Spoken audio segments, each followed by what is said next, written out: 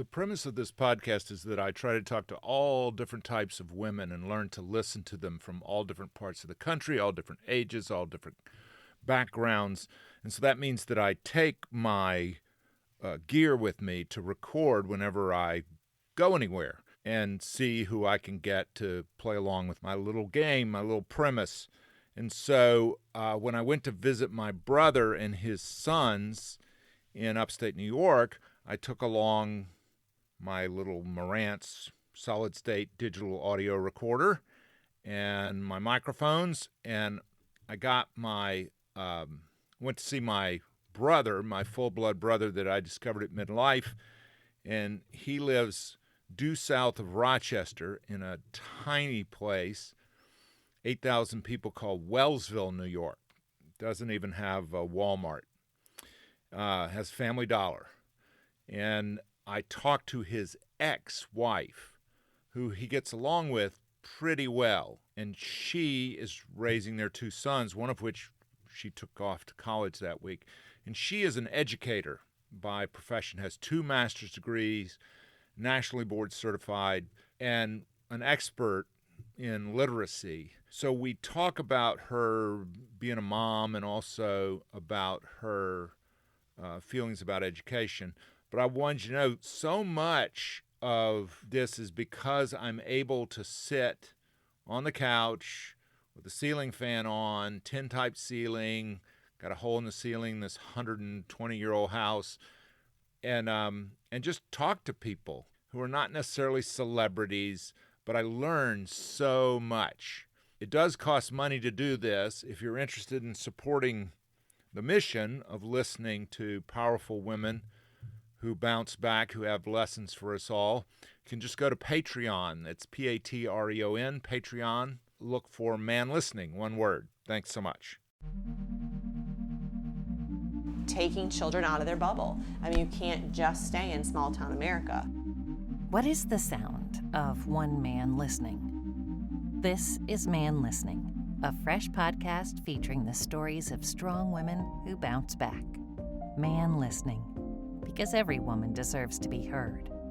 Hi there, I'm Stuart Watson. Welcome to Man Listening. Tessa Levitt, I guess you would call her my ex-sister-in-law. The woman is brilliant. She has 2 master's degrees and works no longer in the classroom in education, but in administration in the New York State public school system. And so we talk about that. We talk about schooling, how important it is, and how important it is in her role as a mom to supplement and augment that education. And she has a lot of hot takes. She schooled me. I've learned a lot, and I really admire her. I admire what she's done with her sons, my nephews, that she's a very good ex-wife. So, without further ado, Tessa Levitt. Where were you born? In Illinois. Where in Illinois? Actually a small town outside where my parents grew up called Princeton, Illinois. Is that south? It is due west of Chicago. But it's a ways out. Yep, a few hours. So it's not even the exurbs. No, it's not even the suburbs. Very small town, farming town. That's where my parents grew up, in Walnut, Illinois. So the closest, like, a little bit bigger town, and it's not that big, would be Princeton, where, like, the hospital was and things like that. Did you grow up in this little town? No, I didn't grow up in Walnut or Princeton. My parents moved to Dixon, Illinois, which was like 30 minutes away. And then I stayed there until in middle school I moved down south. Down south meaning where? Easley, South Carolina. How hard of an adjustment was that? It wasn't too bad. I definitely loved everything about the South, still do. I love the Southern way. I love the food. I love how they talk. I love the family atmosphere, the camaraderie, I think, of like the South. It's hard to explain. Now, my wife is from upstate New York, where you're living now. Right. And she says that people are every bit as friendly in upstate New York. Right. I would probably agree with that now that I've lived here for a while. Yeah. I had a really hard adjustment moving here, but I think it was because I had gone through a divorce, I was single, I was moving to a small town, never really lived in a tiny, tiny town. And I was older. I was, feverishly looking for a job. I had a 3 and a 4-year-old. So it was friends or making friends wasn't really a priority. It was hanging out with my parents, getting a job, getting my voice settled. And then I was like, oh, probably need a few friends. But I don't think, when you're in your 30s, your friends aren't as important as they are like in your teens and in your 20s. Right. So it was kind of like that little bit of that age switch where you have kids and your party as your kids, not making friends. So I kind of had to figure out how to balance that in a town that I wasn't from. And it was a much smaller town than I was from. So.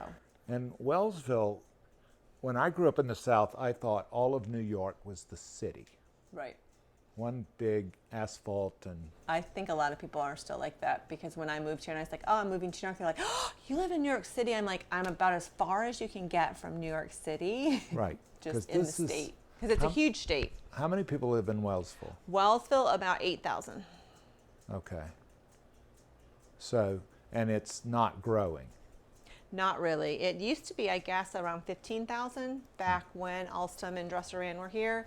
But as bigger companies have moved out, whether they've moved to another part of the state or whether they've moved out of state because of the taxes, we've lost people over the last 10, 12 years. So why not pick up and move back down to South Carolina? Well, now I'm in the teacher retirement in New York, and I can't give that up again, because when I moved up here, South Carolina is different. They don't have a teacher retirement like I have here. And so to start over again at my age, I would have to work for the rest of my life. And I can see the end tunnel, So you've got how many years in the New York system? 15. And so in 5, you're probably eligible for something, right? Right, if I wanted, but 5's way too soon. I'll probably do close to 30. I'll definitely do 25. Because that's the only 10 more years, and I've got 2 kids going to college and life. Yeah. Or you could completely change industries, but that would be... I could, definitely. There's not a whole lot of industries that have a retirement system anymore.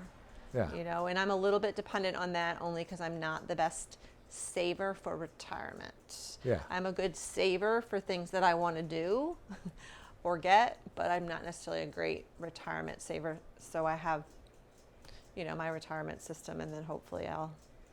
Well, as a single mom, it's pretty hard to be a saver. Yes, it is. A single mother of 2. Right. Yeah. And you think boys are cheaper than girls, but it's just the same amount of money, if not more, in different ways, because they want bigger things. Like? Cars, 4-wheelers, basketball courts, decking out their cars, which my youngest has been doing with his own money. College is expensive. They seem like good kids. I want to tell you that they are, they're polite, are good athletically and academically. I know that you really had to push them on that. They're like, why? Why do I have to? Mm-hmm. And now it's paying off because they're getting into schools. They have options of the schools they want to go to. Right. It's not just I have to go to whatever. So you did a good job, Tessa. Well, thank you. That's a ton of work. It's a ton of work. Shout out to all the single moms, for sure. It's definitely hard work, whether you're a single mom or a single dad. Yeah. For purposes of understanding you, not to get in a long story, but right. Just to understand you, what should I know about your mother? Well, my parents got married young. They were high school sweethearts. My dad left a D1 school with full scholarship for baseball. Wow. To marry my mom at 19, and then they had me. So my mom was blessed enough to be able to pretty much stay at home with both my brother and I and raise us. And my dad worked. Sometimes he worked a couple jobs because he was working on taking his college courses, right, at night school and then working during the day. So I'm sure that was extremely tough, even though in the 70s times were different, I think, than they are now. But when we do compare generations or decades, every decade has its own something, in my opinion. So in the 70s, early 80s, my dad worked and my mom stayed at home, and she had gone to beauty school after high school. So she would cut people's hair. They'd come over to the house, give them perms, things like that to make a little money. And then she was kind of the mother that stayed home. So some of the mothers that were working, my mom would watch their kids, and those were the days where you pretty much got up, ate breakfast, and went outside and played all day until you were called in for lunch. Then you ate a sandwich, usually, Wonder Bread and some kind of sandwich and some chips, and you went back out to play and came home at 5. So my mom did a good job. My mom was one of those mothers, though, which I did not have this luxury of, if we were being rude or we were getting in trouble, my mom would say, just wait till your dad gets home. When you were a little girl, like 2 years old, your mother would say, Tessa, she was so what? What kind of little girl were you? I don't know. I really don't remember that long ago. But what would she say about you? Like if she had home movies or if she had pictures or photographs or anything, she would say, when you were little, you were so... I think she would say that I was really helpful with my brother, with him being like around 2, and I've always wanted to go into education, been had your baby dolls when you're little and liked to play house and, like to play the mother role and things like that. So I think she would say that. I'm not 100% sure. So did you always know you were going to be a mom? Yeah, it was a non-negotiable. Always wanted to be a mom. High school, 20s, I'm going to be a mom. Non-negotiable. I have 2 of my best friends from high school where I don't think I want to be a mom. And I was like, what? I couldn't even fathom that. And both of them are not mothers. Oh? They stuck to their guns. They made their decisions. They made their decision. It just wasn't their thing. And one of my friends, one of them just wanted to travel the world, and that's exactly what she does. And Anne, I don't know. I think if it would have all worked out and the timing would have been right and she would have married the right person, she might have eventually had kids. She would have definitely been an older mom. What did you do in high school? What were you like? Probably I was a good friend / I would help people with their homework because that's following rules, and I never, ever, ever did not turn in an assignment. So did you get paid to do that? Oh, no. But they'd be like, oh, can you help me out with the answers? I'm sure. So that was like being a natural-born teacher. Yeah, maybe. Now, the same as you knew you I don't know giving people the answers is necessarily. Oh, did you give them the answers? Yeah, I would just, here you go. I already did it. But that's not cheating. Like, you wouldn't help them cheat. No. Just back in the day, when I went to high school, we would get 20 vocabulary words and we had to look up old school definition, and I just do it. Write the definitions. Here, I'll share the definitions with you or whatever. The ones you didn't finish. That kind of stuff. Did you always know you wanted to be a teacher? I think so, since about 5th grade. How do you know that when you look back?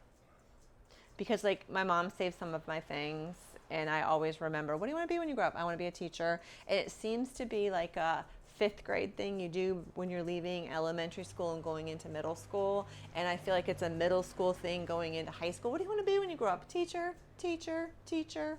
So I didn't even have to think about it.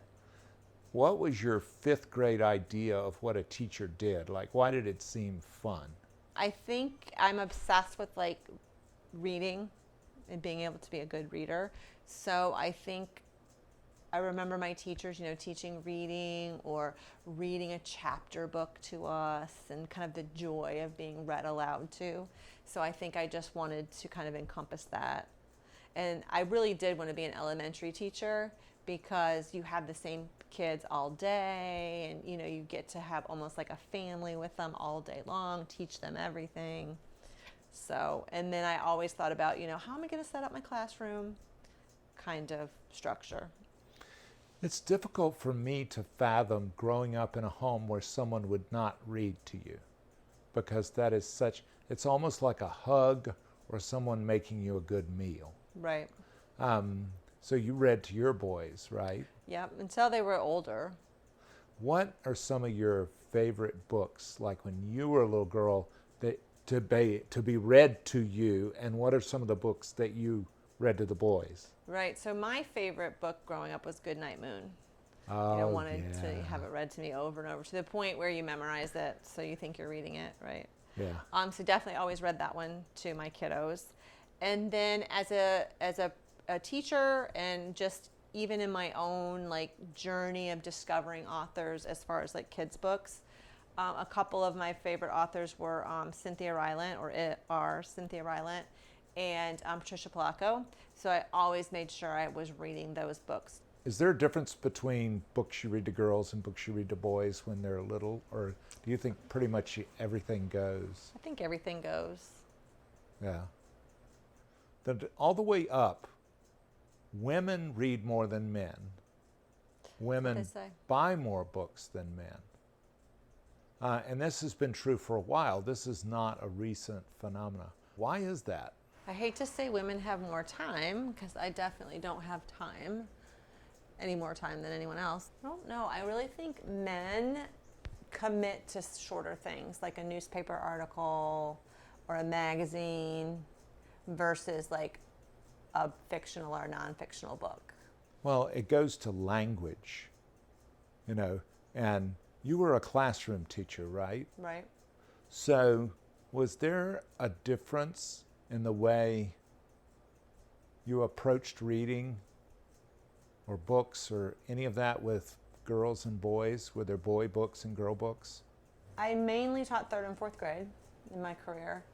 So I was mindful of having, and I tried to do it, equally have more of the narrative books, like the story books, and having a lot of nonfiction based on my students' interests. So growing up in the South or teaching in the South, a lot of kids hunt and fish, camp, know a lot about the sea or the ocean. So I made sure I had enough books, based on their interests, I think, in order to kind of feed the reading soul of a boy versus maybe girls.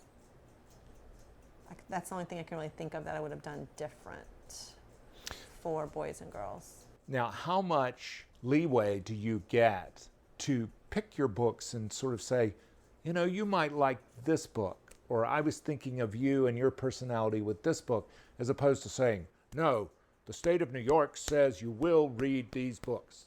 You have a little bit of both here in New York State. There's definitely book lists, right? Do you remember in 2010-11 when the Common Core came out? Because it was kind of a national education I know movement. that phrase, and I also know there's a lot of yelling about it. Right. So for Common Core in the state of New York, it was a huge shift in standards from the traditional standards that we had for many, many years to Common Core state standards. New York likes to put their spin on everything they do. So eventually, around 2014, 15 maybe, I don't know exactly, New York kind of modified and adjusted Common Core state standards because of all the backlash, and reworked some of the wording, and now they're called New York State Common Core state standards. So standards are usually revised around every 7 years. So New York State is under a standards revision right now. It's been pushed out a few years because of the worldwide pandemic. They were supposed to have rolled out, and when I say rolled out, they're out. They're just not being assessed yet. And so that should happen next year. They've been pushed out to next year, but we'll see what happens, because we're here right now as schools are starting to open up in September in New York, kind of trying to figure out how we're going back. Are we going back the same we did last year, so 6 feet, masked, social distancing, or are we going to have a little bit of looser regulations? So with the issues with our governor, it's really kind of up to the schools right now to kind of figure out what that looks. You mean with Cuomo out, that's a kind of a vacuum, and you guys are trying We're being affected by it a little bit. So the State Department of Education came in and put out some guidelines because they thought something should be there. So now it's kind of up to the individual schools in the next few weeks to make sure that they have their reopening plan, as it's called, in place.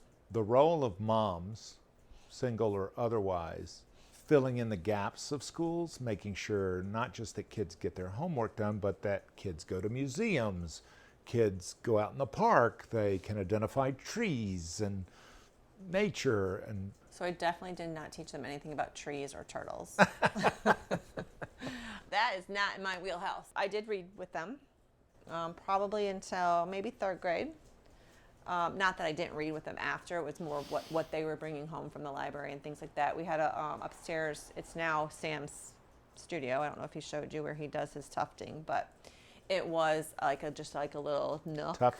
Tufting, which making rugs. Oh, okay. So I didn't even know he did that. Yeah, he started it last school year, and then he broke his arm, and so it was a little hard to tuft toward the end of the school year, but he kind of self-taught himself how to do it by watching YouTube videos, asking for the equipment basically for Christmas between my parents and I.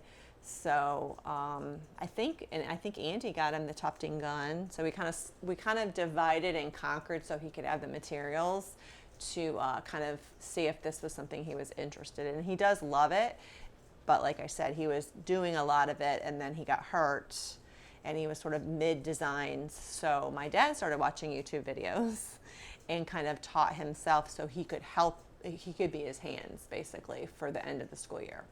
So back to your question about being the mother of trying to add to their education, my vision for that was to take them places. So all my anytime I was saving money for a trip.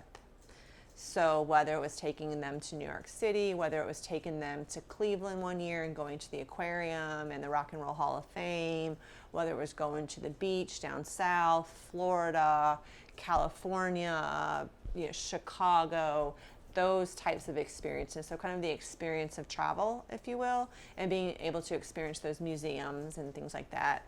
And looking, like, we live in a small town where there's not a lot of those types of items, but or places, I should say. But in Rochester and in Buffalo, there's lots of opportunity. There's Niagara Falls. There's the Children's Museum of Play in Rochester. So just, taking advantage of, hey, you want to try roller skating? Hey, you want to try ice skating? Hey, let's go. Hockey's not huge down south. Let's go to a hockey game. Those types of learning adventures, I guess you would say. How do you, on the one hand, educate your children that there's a bigger world that you're welcome to, without them developing a kind of, because I did it, contempt for the small place that you came from? How do you engender respect for people who choose to live in Wellsville, New York? Right. I think Sam's struggling with that right now, actually, or has been for probably like the last 18 months. He kind of has a big world picture. And so sometimes he says things like, oh, I can't wait to leave Wellsville. I can't wait to go to the city. Part of his school choice was to at least be in some kind of bigger town or city. So that's one of the reasons he picked Buff State, just to have more options. I think it's tough because even though Wellsville is the biggest town in the county, it's still super small. We don't even have a Kmart anymore to run and pick up something that we may need. There's no Walmart, let alone a super Walmart. Right. We have to drive 30 minutes to go to that.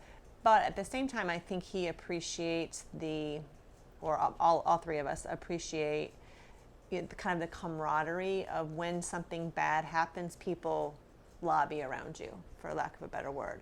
So this year's been a rough year for our family in 2021 in that Eli had a severe injury, Sam had a severe injury. Not being in school full time is tough on kids. I think when tragedy hits, or whatever you want to say, or there's a bump in the road, it doesn't even have to be tragedy. In a smaller community, people rally around you. So I think he appreciates that, or we all appreciate that. But at the same time, I think it goes back to what we were talking about before. I think it goes back to taking children out of their bubble. I mean, you can't just stay in small town America. You may want to live there for its advantages. But then you also have to know, then I need to have that opportunity or those experiences in a bigger city, like where you're seeing museums or you're experiencing some kind of culturalism that they bring into the city, or a festival or something like that. By the same token, if you grow up in Manhattan and you have to do business in Houston, if you've never been to Houston, right, you're going to be at a distinct disadvantage. You need to understand that the whole world is not Manhattan. That's funny you said that, because I was just talking to Sam's girlfriend, Maddie's. She was telling a story about her sister who goes to college in Oneonta, and a couple of her friends that she met were from the city. And when they were driving to college, they were in awe when they drove by a farm with cows. And then they saw deer just running on the side of the road, and they were like, oh, wow. Like, they weren't even sure what to call them. So stories like that, when you hear, oh, you've been in the city so long that you don't even realize that most of the state of New York, right, is hilly and green grasses and mountainous and tons of farms. You just kind of forget that if you don't get outside your bubble. When I moved up here and people are like, so much wine is made in Western New York, I was like, what? And I was driving to Geneva, New York, for a workshop for work. And I'm driving there, and I look over, and I had heard about all of these wineries on the Finger Lake, but I'm like, whatever. Literally, I could have parked my car in the grassy, walked less than 100 feet, and I would have been able to pick grapes. And they're just literally along the roadside, vineyard after vineyard after vineyard. And I was like, oh my gosh. And it's oftentimes compared to Napa Valley. And I was like, what? But now my parents have a lake house on Keuka. So now I really get to enjoy the whole idea of the Finger Lakes and sort of the history of the Finger Lakes and all of the parks and the waterfalls. Like, if you told me that's what New York encompassed, I would have been like, no way. Yeah. Let alone Niagara Falls. You're going to be an empty nester in like a year, right? Total stress of mine. Total what? Total stress for me. Why isn't it whoopee? I'll do whatever the hell I want. Why is it a stressor? Because I'm a little bit of a mother hen. I'm one of those mothers who I like to know exactly what they're doing, where they're at. So it's been tough. I'm interested to see how much or if I cry on Thursday, or if it's going to take a couple days to hit me when I drop Sam off. He's right up the road, Tessa. I understand that, but he's not going to California. I like to know, what are you doing? Where are you? I'm just so used to being in the know. And when you do everything, you just get in that habit. But I tried and then the pandemic happened, so it's hard to say, but I tried to start, being a little more, as I would call it, laid back, and not worry about every little, where are you going? I just like to know. And so I know that I'm not going to know, and I just worry. Yeah. I think after, I always wonder, I did it. My parents dropped me off and left, But you're not your parents. I'm definitely not my parents. But I just worry. Sam's always been one that wants to go and explore. Eli's a little bit more of a homebody. So I know we being Eli and I, we talk about it all the time, what's it going to be like when it's just him and I, So I don't know. I have no idea how I'm going to handle it. I'm just going to take it one day at a time. What I'm wondering is, right now, when is Tessa time? When do I get Tessa time? Do you get any Tessa time? I mean, now that they're older and they both have cars and they're a little more independent, I definitely get Tessa time, more than I did even a year ago. So what do you do with that? What do you enjoy? Well, you see all the books laying around here. I'm always in about 3 or 4 books at a time. What are you reading? Most of them are for work. I listen to Audible for narrative, because if not, I would get no narrative in. So what are you listening to? Right now I'm listening to The Last Thing He Said to Me. Novel? Yep, a novel. For work, I thought it was over there. Oh, it's over there. I am reading this book called Onward, and it's all about taking care of yourself, so self-care. and being the best version of yourself, so you can be the best version for your family, or in this case, for your classroom. Can I say there's something funny about reading a book about self-care for work? Like they're forcing you. You will have self-care. Well, we're doing a book study. A colleague and I are doing a book study on that book with a school district, so I have to read it. This is interesting enough. I've only read the first chapter, but I went to see. It's called Creating Magic, and it's all based on the Disney experience and what we can learn from it and turnkey it in our own lives. And I went to see a speaker, not the author, but just a speaker that tells you all the little tricks, I guess. Why does that interest you? Like, it interests me because I'm a curious person, but I mean, during Tessa time, why are you spending a millisecond Well, because learning? I think those are cool facts. They are cool facts.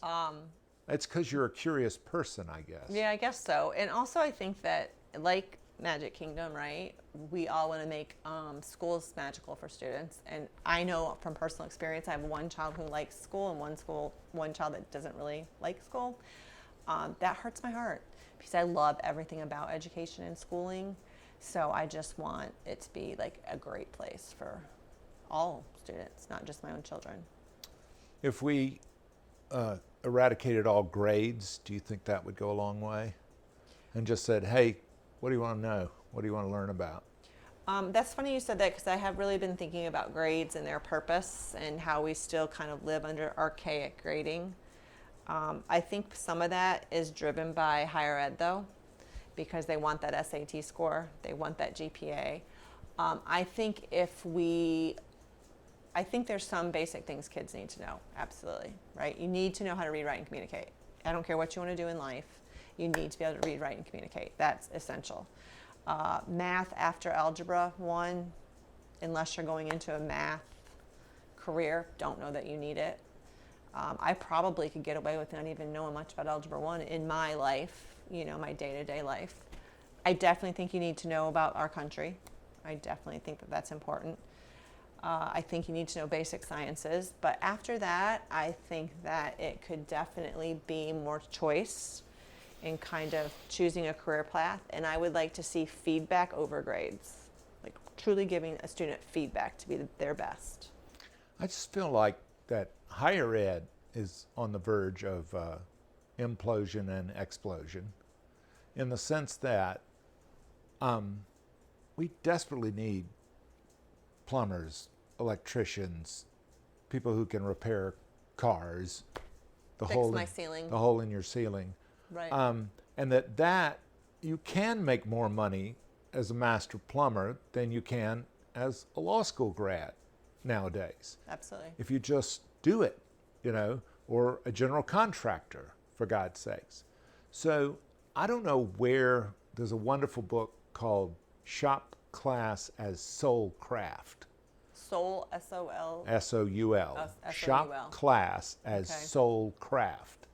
And it was about where did we start kind of holding in contempt people who do what your ex-husband did, the trades. Right. Everybody just absolutely needs them. And my dad, God bless him, respected the mechanic and he said he doesn't try to practice law and I don't try to fix my car. Right.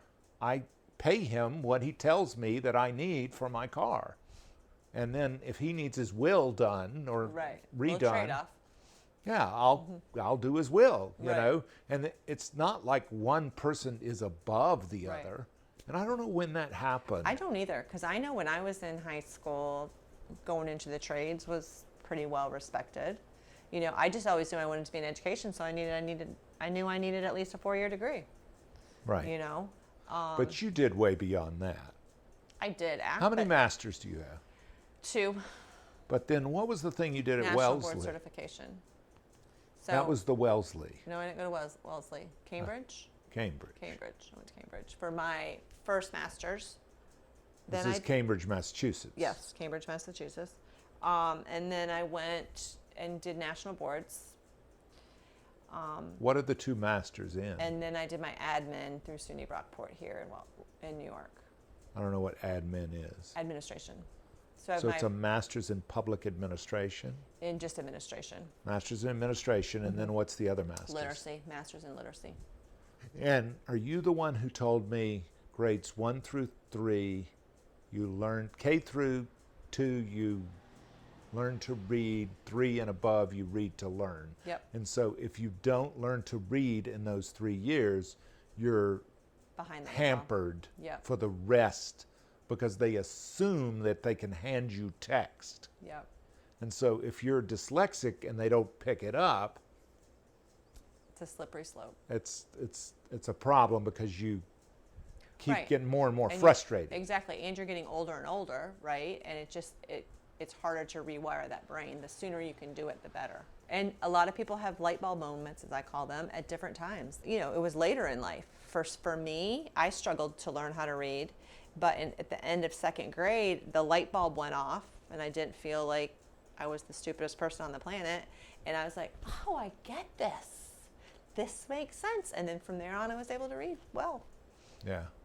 I have to say, if your sons went to public schools in the state of South Carolina, they would not be, as a rule, or North Carolina, if your sons went to schools in the South, they would not be as prepared for college as they are going to schools in New York, where they spend so much more money.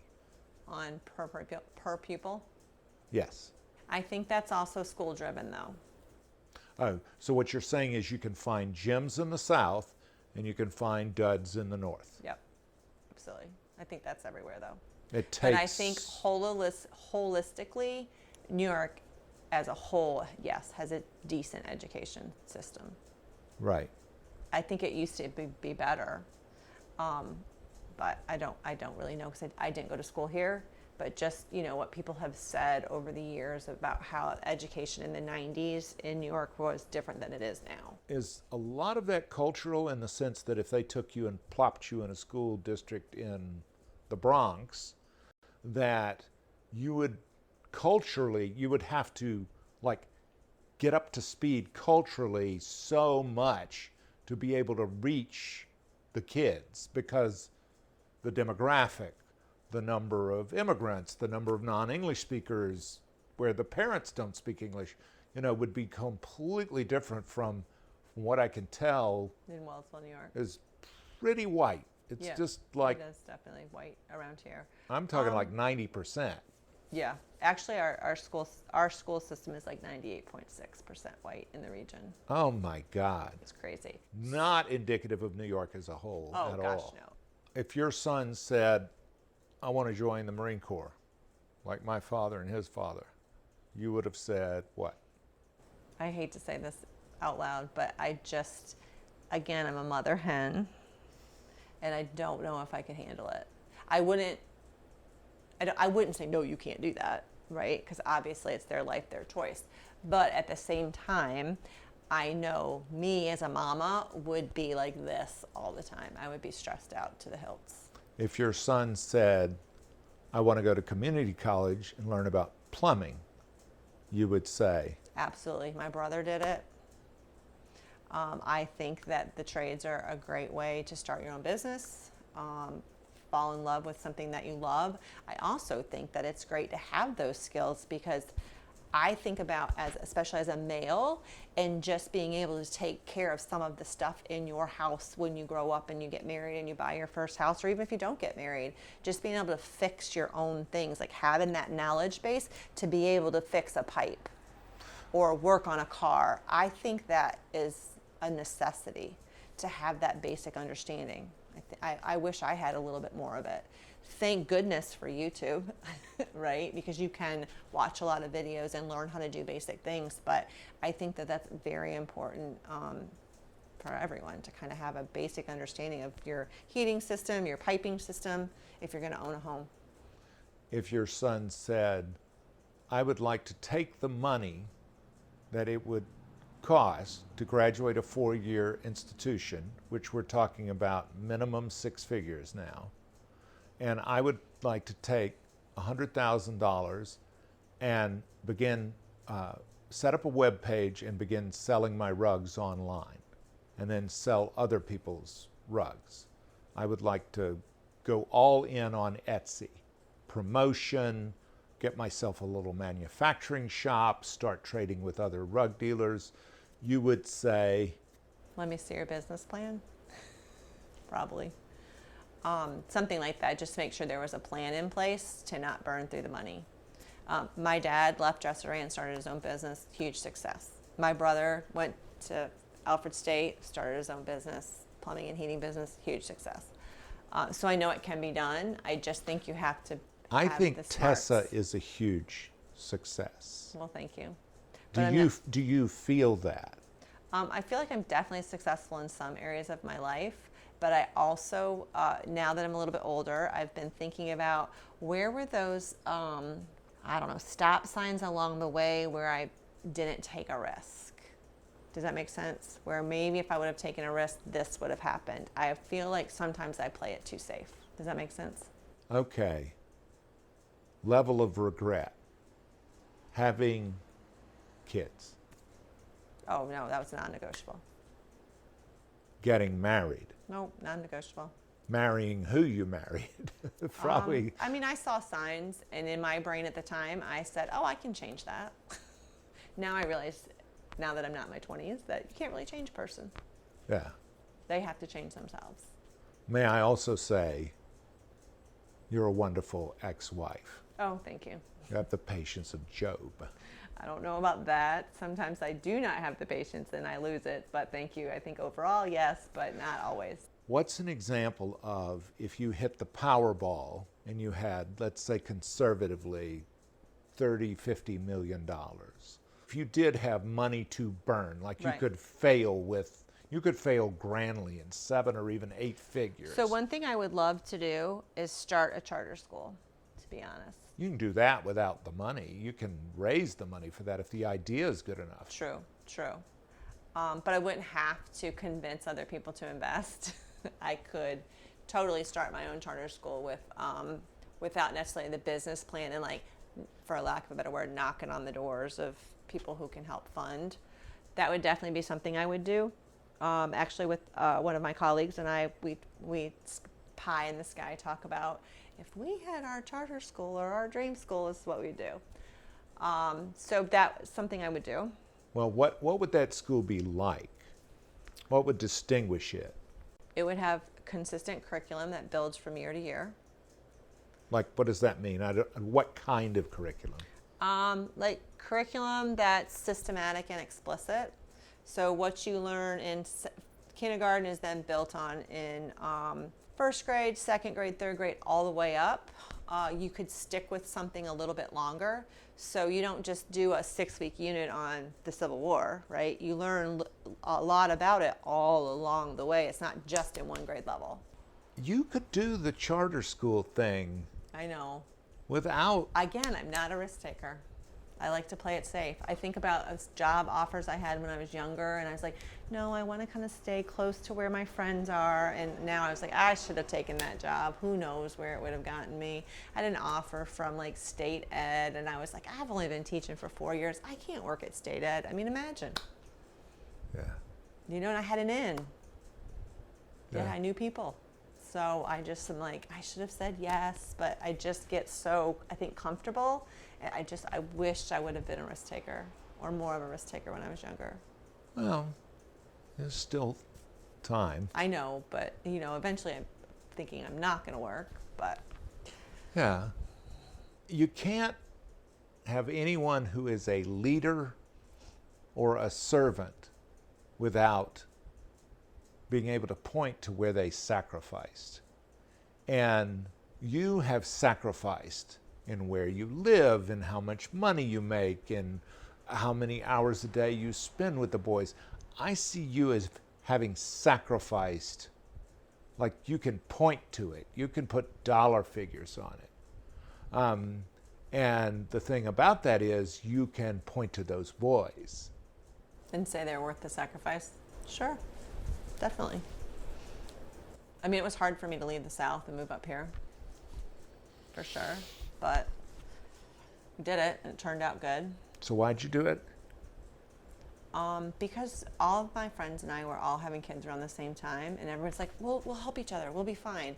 But friends only go so far, because everyone gets in their life and gets in their clusters, right? And I knew that my parents would be able to help me run kids or pick them up from school if I had to work late, that kind of stuff, versus always having to depend on a network of friends that may or may not live there in 5 years. So it was to be with family. It was to be close to family. Because grandma and grandpa will always be there. Right, have ended up being my support system. 24/7 childcare. If you need it, they're Right. there. Exactly. And it worked out great because my mom worked in the school system, so she was on their exact same schedule. So it was super easy because there's some mornings I leave before they go to school, so she would come over, make sure they're ready, take them to school. Or school gets out here at like 2:33. I do not get off work at 2:30 or 3. You know, when they were little, like elementary school, they went to Montessori, which was literally across the street from the school. So they just, you know, the Montessori teachers would go pick up the crew from the school and bring them across. So that was nice. But that only was through 5th grade. So then when they were in middle school, high school. And then once they got older and had cars, it hasn't been an issue at all for travel. So We're really changing everything about the way we look at school. We don't even look at math the same. We don't look at language the same. We don't look at, you know, all the things we thought were the core. We don't look at them the same. And let's hope we don't waste the pandemic as another look at what school could be. Yeah. Because if you read some of the research, what they've found is kids who don't necessarily love school or have attention deficit disorder can get on a Zoom call or connect digitally, however, and they don't have the classroom distractions. And so they can focus on what they need to focus, and a lot of them flourished during the pandemic. A lot of kids need to be in school and need that structure, need those reminders, need that kind of traditional setting. So I hope that we will all, as an educational community in the United States of America, look at schooling and be able to offer options, right? I think about charter schools or private schools. We offer options, right? But many, like around here, there are no charter schools. It's not an option. You have the public school, or you have the Catholic school. That's what you got. There's not a lot of. Or you go away. You could conceivably go away to school. You could pick up and move. True, you could, but some people can't pick up and move. They don't have the resources to do that. How about homeschooling? You could definitely homeschool, but you have to be the right parent to homeschool. What does that mean? What is the right parent? I couldn't homeschool. Because? I think it's hard to teach your own children after a certain age, just the patience level. You would have to have a really good, I think you would have to have a really good network. I think that the homeschools, I don't know tons about it, but they get in those networks and they kind of have a system where it's many homeschooling families, and they get together and, you know, one mother say, I'm really good at math, I'm really good at science, I can teach this art class, and they kind of share the load. I know some areas call them like learning pods, where, you know, parents get together, but usually those are parents with money. What is the role of schools in engendering this kind of respect or basic social glue that seems to be so absent in the food fight or the shout fest that is our American culture now? I feel like that's hopefully temporary, honestly.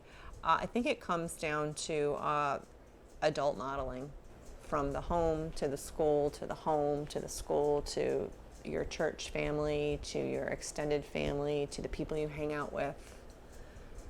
Unfortunately, you can't control a lot of that, but I do definitely think we need to get back to just basic kindness or even manners, in it to win it together. Holding a door for someone. Saying thank you. One thing that I really respect about Sam is that he definitely has good manners. And he's really good at this. And this is not my superpower, so I'm not sure where he got it from. is like looking at the person when they are speaking to him. We were at, I can't remember if it was Target or Walmart doing college shopping, and this little kid, probably 12, walks up and it's like giving him this huge compliment about his t-shirt that he has on. I mean, in a passing thing.